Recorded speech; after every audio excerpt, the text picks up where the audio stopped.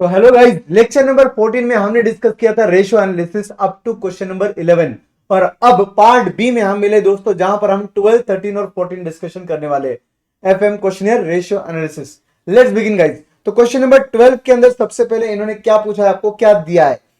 तो आपको total assets दे रखा है, आपको 50% ऑफ टोटल एसेट्स क्या बोला है, डेट है, because debt to total assets 50%। So total assets 10 lakh है, 10 लाख का 50% comes to 5 lakh rupees. Yes guys, तो ये आ गया आपका डेट का अमाउंट। इसके बाद इंटरेस्ट कॉस्ट 10% बोला है पर एनम। तो आप सबको पता है इंटरेस्ट कॉस्ट किस पर लगता है, डेट पर लगता है सर। तो 5 लाख पर अगर मैं 10% लगाऊंगा तो 50,000 रुपीज का क्या मिल जाएगा दोस्तों, हमको इंटरेस्ट का अमाउंट मिल जाएगा 50,000 रुपीज। अब इसके बाद इन्होंने बोला direct cost is 10 times of your interest cost. So therefore आपका डायरेक्ट कॉस्ट जो रहेगा वो 50,000 का 10 टाइम्स रहेगा। इसका मतलब 5 लाख रुपीज बन गया आपका डायरेक्ट कॉस्ट। ऑपरेटिंग एक्सपेंसेस दे रखा है दोस्तों 1 लाख रुपीज। इसके बाद बोला है goods are sold to customer at the margin of 50% of direct cost. तो 50% मार्जिन पर, मतलब 150% पर बेचते हम लोग सेल्स। हमारा सेल्स कितना है, 150% ऑफ योर डायरेक्ट कॉस्ट। तो डायरेक्ट कॉस्ट कितना आया, 5 लाख। तो सेल्स कितना आएगा, गुड्स सोल्ड टू कस्टमर मतलब सेल्स कितना आएगा दोस्तों, 150% ऑफ योर डायरेक्ट कॉस्ट मतलब 5 लाख रुपीज। डायरेक्ट कॉस्ट मतलब 5 लाख रुपीज, तो obviously 150% of 5 lakh comes to 7.5 lakh. ये आ गया आपका सेल्स का अमाउंट। ये आ गया आपका सेल्स का अमाउंट। क्वेश्चन में टैक्स रेट दे रखा है, नो प्रॉब्लम। तो हर जगह हमको क्या करना पड़ेगा, टैक्स कंसीडर करना होगा। You are required to calculate the net profit margin. तो दोस्तों net profit margin will be nothing but profit after tax divided by sales into 100। तो आपके पास सेल्स तो रेडी हो चुका है, बट आपको क्या करना है, प्रॉफिट आफ्टर टैक्स तक पहुंचना है। कोई बड़ी बात नहीं है दोस्तों। अगर हम लोग सेल्स में से लेस कर देंगे हमारे गिवन एक्सपेंसेस, तो हमको मिल जाएगा हमारा प्रॉफिट आफ्टर टैक्स। कैसे आएगा देखते हैं। चलिए, तो सबसे पहले 7.5 लाख का आपको सेल्स लेना होगा, नो प्रॉब्लम। 7.5 लाख का सेल्स ले लिया, इसमें से माइनस कर दिया आपका interest cost 50,000 rupees. Interest cost minus कर दिया दोस्तों 50,000 रुपीज। उसके बाद माइनस कर दिया हमारा direct cost 5 lakh rupees. Direct cost minus कर दिया 5 लाख रुपीज। उसके बाद माइनस कर दिया ऑपरेटिंग एक्सपेंसेस 1 लाख रुपीज। अब जो आंसर आया ये प्रॉफिट बिफोर टैक्स आया। इसको आफ्टर टैक्स बनाने के लिए क्या करना पड़ेगा, इंटू 1 माइनस 0.3 करना पड़ेगा। ये आ गया प्रॉफिट आफ्टर टैक्स। और इसको डिवाइडेड बाय सेल्स करना है, मतलब 7.5 लाख करना है, लास्ट में इंटू 100 करना है। लेट अस सी इससे आंसर कितना आता है। 7.5 माइनस 0.5 माइनस 5 माइनस 1, ये आ गया हमारा 1 लाख का नेट प्रॉफिट। इसको इंटू 0.7 करना पड़ेगा। ये आ गया आपका after tax. 1 lakh into 0.7 comes to 70,000 rupees. तो ये आ गया आपका 70,000। डिवाइड कर लो इसको 7,50,000 से, इंटू 100 कर लोगे तो 9.33। ये आपका प्रॉफिट आफ्टर टैक्स का मार्जिन आ गया। ये आ गया आपका नेट प्रॉफिट मार्जिन। देखते एक बार net profit margin correctly solve किया क्या इन्होंने। Yes, absolutely correct. Net profit कितना निकाला, 70,000 ही निकाला है, हमने भी वही निकाला था। और हमारा मार्जिन आ गया दोस्तों 9.33%। Sir can we calculate before tax also, yes, but यहां पर टैक्स दिया है तो आफ्टर टैक्स निकाला हुआ कभी भी अच्छा रहेगा। दूसरी बात, यहां पर सिर्फ टाइपोग्राफिकल एरर है। यहां पर 150% ऑफ डायरेक्ट कॉस्ट मतलब 5 लाख का 150% which is coming to 7,50,000। Yes, उतना एक छोटा सा करेक्शन रहेगा दोस्तों। और हमारा नेट प्रॉफिट मार्जिन रेडी हो चुका है। अब दोस्तों दूसरी चीज इन्होंने पूछा आपको, नेट ऑपरेटिंग प्रॉफिट मार्जिन। तो net operating profit will be nothing but EBIT को बोलते हैं ऑपरेटिंग प्रॉफिट। और उसको भी बनाना पड़ेगा आपको आफ्टर टैक्स, इसलिए 1 माइनस टैक्स। और फिर वापस से डिवाइडेड बाय करना पड़ेगा सेल्स, और लास्ट में करना पड़ेगा इंटू 100। तो गाइस EBIT के लिए क्या करना पड़ेगा मुझे, विदाउट इंटरेस्ट बाकी सब आइटम्स वैसे ही निकल जाएंगे और फिर हमारा आंसर आ जाएगा। तो उस केस में हमको क्या करना पड़ेगा दोस्तों, यहां पर देखिए आपका नेट ऑपरेटिंग प्रॉफिट के लिए 7.5 लाख का सेल्स ले लिया, माइनस कर दिया direct cost 5 lakh rupees, minus कर दिया operating expenses 1 lakh rupees. Point to be noted, हमने क्या माइनस नहीं किया, इंटरेस्ट माइनस नहीं किया, क्योंकि ये जो निकाला ये ऑपरेटिंग प्रॉफिट है मतलब EBIT है। तो obviously earning before interest and tax है वो, उसको इंटू 1 माइनस टी कर दिया तो आफ्टर टैक्स बन गया, डिवाइडेड बाय सेल्स कर दिया और लास्ट में इंटू 100 कर दिया। तो आपका आंसर ना दोस्तों 14% आता है। बिल्कुल सही है दोस्तों, यहां तक का पार्ट समझ गया। अब उसके बाद थर्ड चीज पूछी आपको, return on assets. Return on assets का नॉर्मल फॉर्मूला होता है EBIT upon total assets into 100।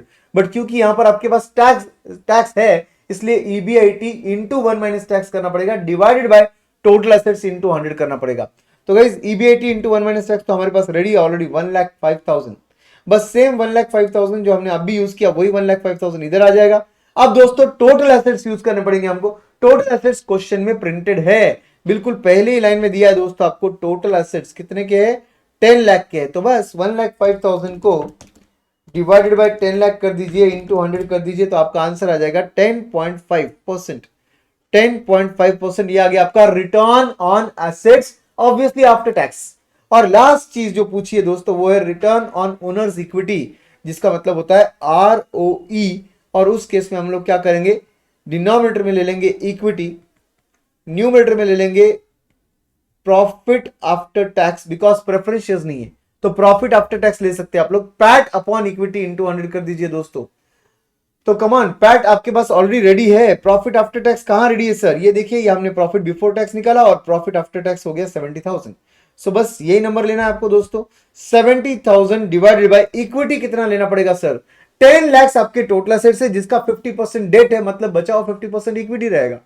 10 lakh के आपके टोटल एसेट्स है, उसका 50% डेट था, मतलब बचा 50% इक्विटी है, इसलिए into remaining 50% that is equity of 5 lakh rupees.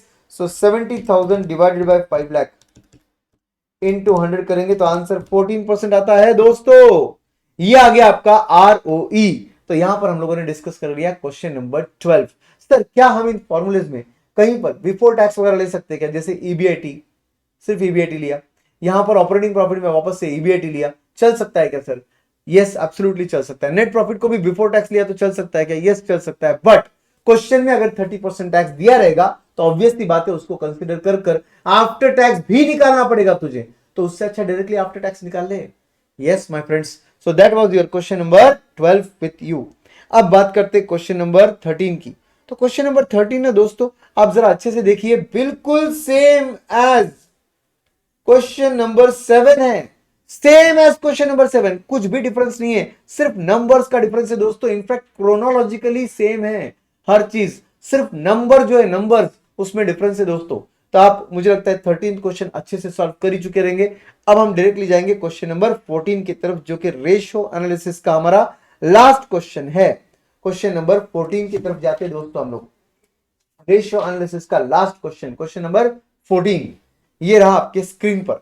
यहां पर बोला है from the following information and ratios prepare the balance sheet as at 31st March 2022 and income statement for the year ended on that date for Mrs. Ganguly and Company। तो आपके पास average stock दिया हुआ है 10 lakh rupees average stock है। Current ratio आपके पास दे रखा है 3:1। Acid test ratio मतलब क्विक रेशियो, क्विक रेशियो भी आपके पास दे रखा है दोस्तों 1:1। और उसके बाद EBIT मतलब PBIT टू PBT का रेशियो दे रखा है 2.2:1। एवरेज कलेक्शन पीरियड दे रखा है 30 डेज, इन ईयर बोला है 360 डेज यूज करना है। स्टॉक टर्नओवर रेशियो जो है यूज सेल्स एज टर्नओवर आपके पास दे रखा है दोस्तों 5 टाइम्स। तो नोटिस करने वाली बात यह कि स्टॉक टर्नओवर रेशियो दे रखा है, सेल्स लेने के लिए बोला है और ऊपर एवरेज स्टॉक दे रखा है। तो हम डायरेक्टली क्या कर सकते हैं, इससे सेल्स निकाल सकते हैं।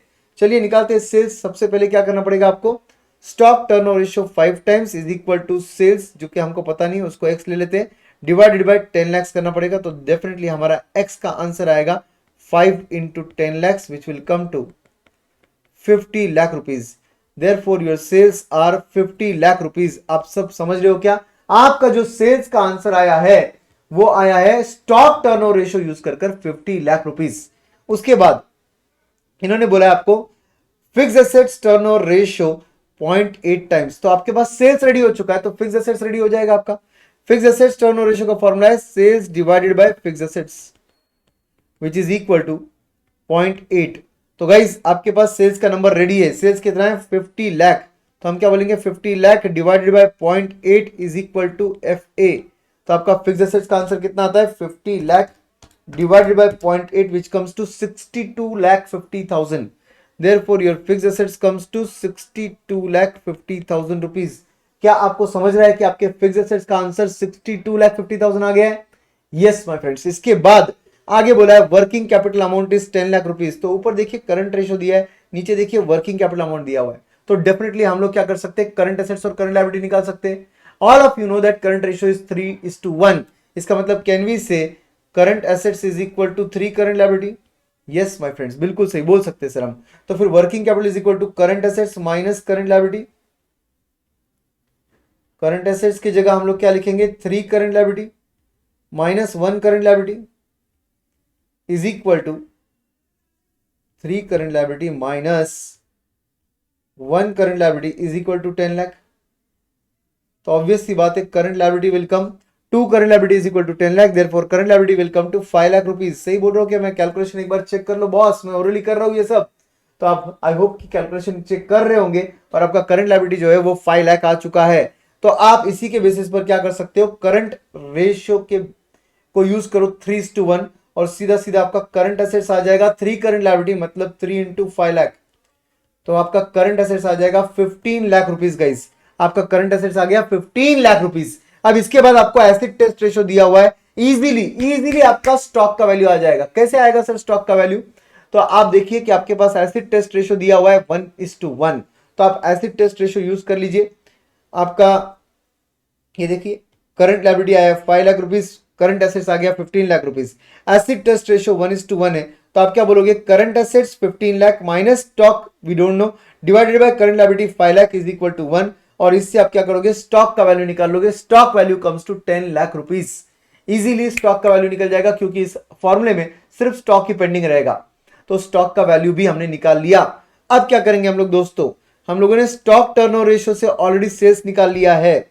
यहां पर देखिए ये सेल्स इन्होंने निकाला अभी, और उसके बाद हम लोगों ने क्या किया, एसेट्स टर्नओवर रेशियो यूज किया और फिक्स एसेट्स का आंसर भी निकाल लिया है 62,50,000 इन्होंने निकाला रहेगा कहीं पर। यस 62,50,000 ये आंसर भी निकल गया है हमारा। अब क्या करेंगे दोस्तों, हमारे पास GP ratio NP ratio question में दिया है क्या, चेक कीजिए। Yes sir, GP ratio is given 40%, और देखिए सर नेट प्रॉफिट रेशियो भी दे रखा है 10%। तो सीधा सीधा सेल्स का 40% और 10% gross profit and net profit आ जाएगा।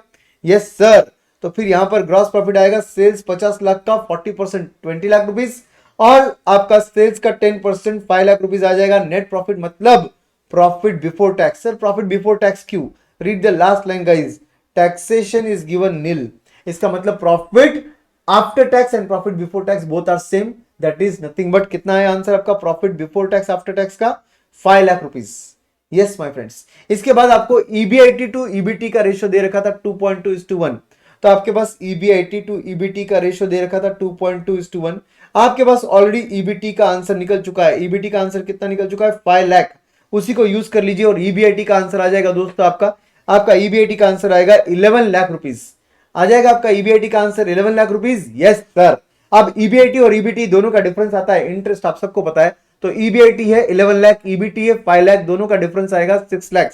6 lakh will become your interest amount. Interest amount is 6 lakh rupees. जरा क्वेश्चन में ऊपर देखिए, आपके पास इंटरेस्ट का रेट दिया हुआ है।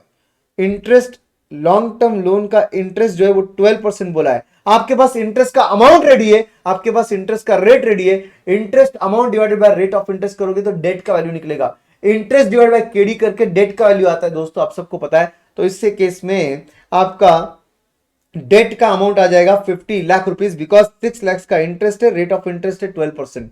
6 लाख को अगर मैं डिवाइडेड बाय 12% कर लूं तो मेरा आंसर आएगा 50 लाख रुपीज।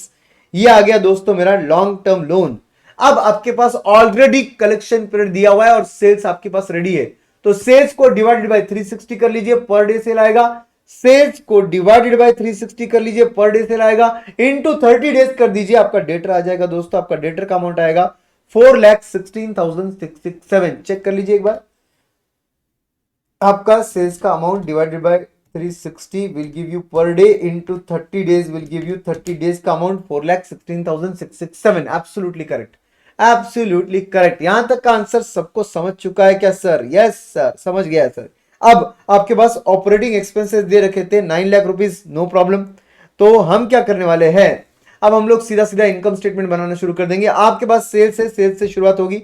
सेल्स कितना निकाला हमने, 5 लाख रुपीज निकाला सर। ग्रॉस प्रॉफिट हमारे पास पता था, तो आपके पास COGS will become your balancing figure. COGS will become your balancing figure, no problem। आपके पास ग्रॉस प्रॉफिट भी रेडी है, नेट प्रॉफिट भी रेडी है। तो नेट प्रॉफिट लिख लीजिए, इंटरेस्ट का अमाउंट रेडी था और ऑपरेटिंग एक्सपेंसेस क्वेश्चन में दे रखे थे 9 लाख रुपीज, तो बराबर मैच होता है, आपका नेट प्रॉफिट आता है। यस, तो अब इसके बेसिस पर आप क्या कर सकते हो, बैलेंस शीट की तरफ जा सकते हो। Balance sheet normal T format में बनाया तो भी चलेगा, कोई प्रॉब्लम नहीं है, या आप आपका शेड्यूल 3 के हिसाब से बनाया तो भी चलेगा। तो गाइस यहां पर बैलेंस शीट जो है उसमें फिक्स एसेट्स का अमाउंट हमने ऑलरेडी निकाला था 62,50,000। आपके पास करंट एसेट्स का अमाउंट था 15 लाख रुपीज, उसमें से स्टॉक का वैल्यू आपने निकाल लिया था 10 लाख रुपीज। और दोस्तों रिसीवेबल का अमाउंट, आपका स्टॉक का वैल्यू आपने निकाला था ना 10 लाख रुपीज।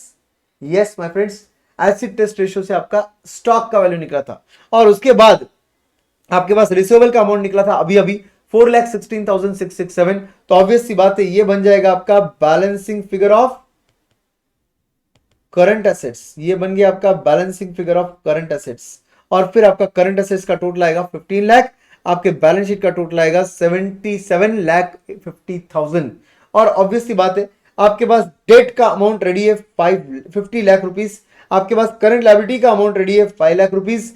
ऑब्वियस सी बात है कि बैलेंस शीट का टोटल है 77,50,000। तो आपके पास इक्विटी शेयर कैपिटल का अमाउंट आ जाएगा, कितना आएगा sir, 22,50,000. This will become your balancing figure. This will become your balancing figure 22,50,000 rupees. That will be your equity share capital का amount. That will be your equity share capital का amount. I hope दोस्तों यहां तक का part एकदम अच्छे से आप सबको समझा रहेगा। तो हमने इस तरीके से हमारा income statement as well as balance sheet बना दिया है क्वेश्चन नंबर 14 के लिए। एंड आपके क्वेश्चनियर में यहां तक ही क्वेश्चन है इस चैप्टर में। So thank you very much guys, see you for your next session.